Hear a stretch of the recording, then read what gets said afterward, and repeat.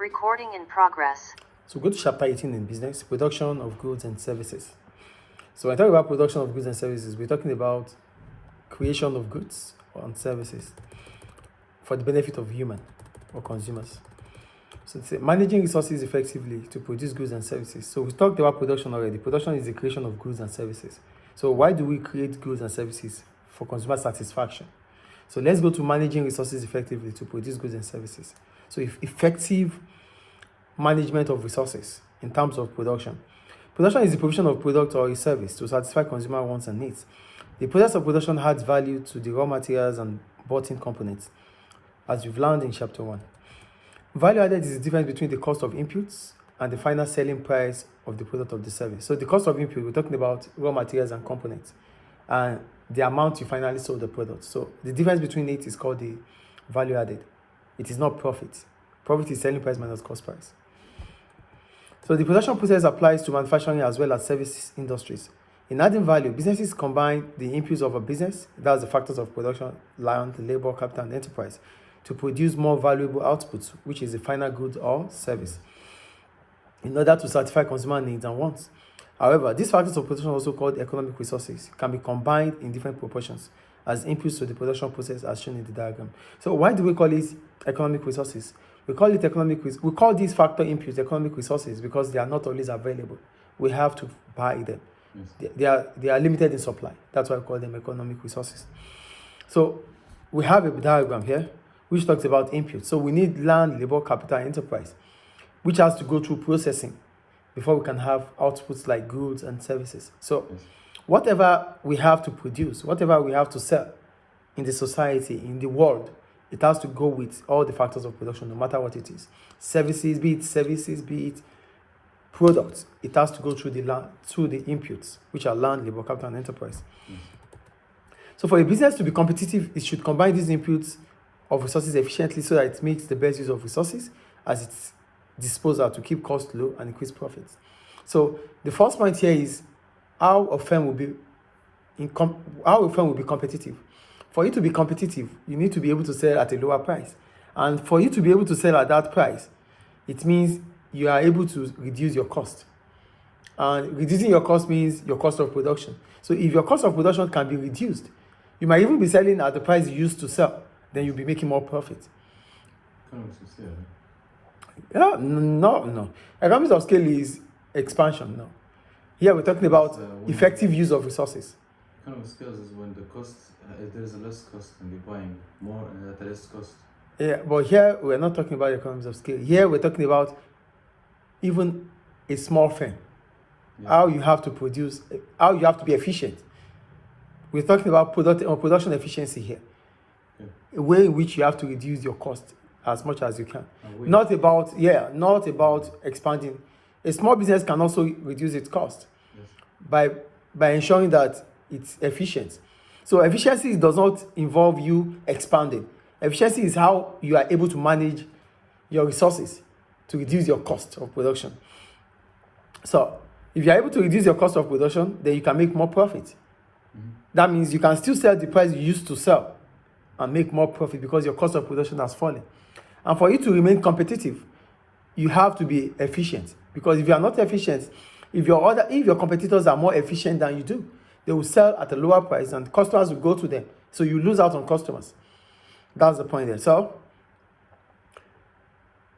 in a developing country where wages are low, it may be more efficient to use many workers and few machines to produce goods. This process is called labor intensive. They said in developing countries where we have low wage rates. So it is efficient for firms in such countries to use more of labor than capital, like machine or equipment, because equipment and machine are expensive. But you are in a country that has a cheap labor. So why do you want to buy equipment? It is not efficient. It is not wise for you to buy equipment there because the cost of labor is cheap. That is the point I'm making here. However, in developed countries, where labor costs are high, production is often capital intensive, where businesses use machines, robots and employ few workers. So here we're talking about the difference between developing country and developed countries. In developed countries, because it is more of services, it is expensive to hire workers. Yes. So they use equipment, machine. But in developing countries where it's cheap to employ workers, use labor intensive. So developed countries use capital intensive, while developing countries use labor intensive. I think the point is clear there. Yes. So we go to the operations department. So when production has to be made or created, it has to be through the operations department. So the role of operations department in the business is to take inputs and change them into outputs for customer use. So it is the operations department Yes. that do the processing for the finished goods.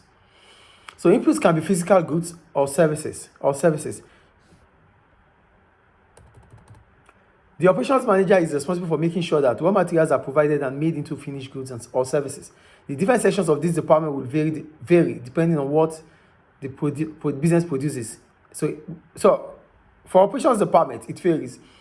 Like the school, they have the operations department where the teachers are. A bottle company water, they have the operations department where the equipment or the workers are that produce the bottle. So it depends on the kind of business you do. That will determine the kind of operations department you have. Yeah. So here they said the typical manufacturing business will have a factory manager which is in charge of quantity and quality of the products coming off the production line. That's the raw materials. Yeah. Then we have the purchasing manager who will be responsible for providing the materials, components, and equipment required for the production. So the purchasing manager is the one in charge of getting these resources to the operations. Then we have the research and development manager who will be responsible for design and testing of new production process and products. So we have R&D manager is the one in charge of research, finding out customer market testing. The manager is in charge. So in retail business, this department will be similar, but the factory manager would be replaced by managers for the shop.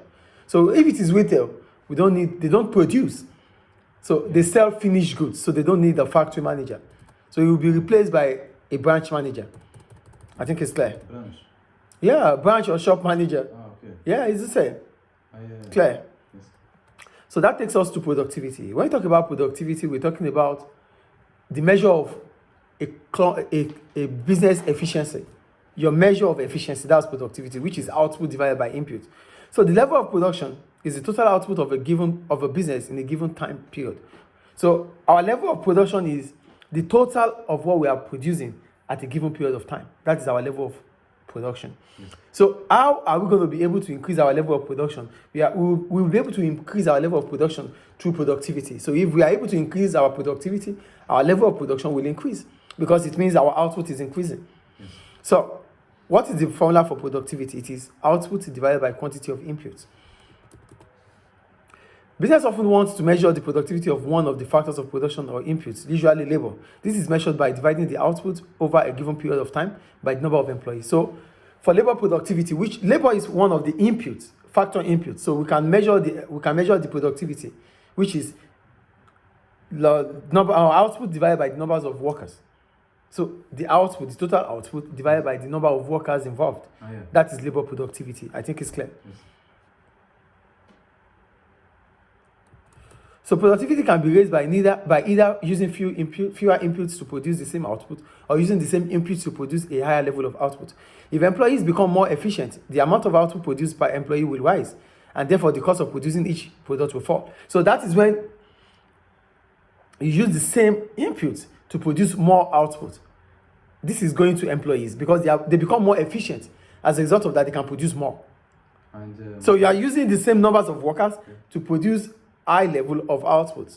yeah, but motivation has. Yeah, motivation can help anyway. Yeah, Motivation, skills, training. training. So this will make the business to be more competitive, and it is the main reason why businesses are usually very focused on increasing productivity. So the point here is that with productivity, to increase productivity, it does not only mean that you have to increase the number of workers. The number of workers might remain the same, and your output might increase. Do you understand? Yes. Or you increase your cost of production. You use fewer products to produce more. So that is also productivity. Do you get it? Yes. So that's the two ways in which productivity can increase.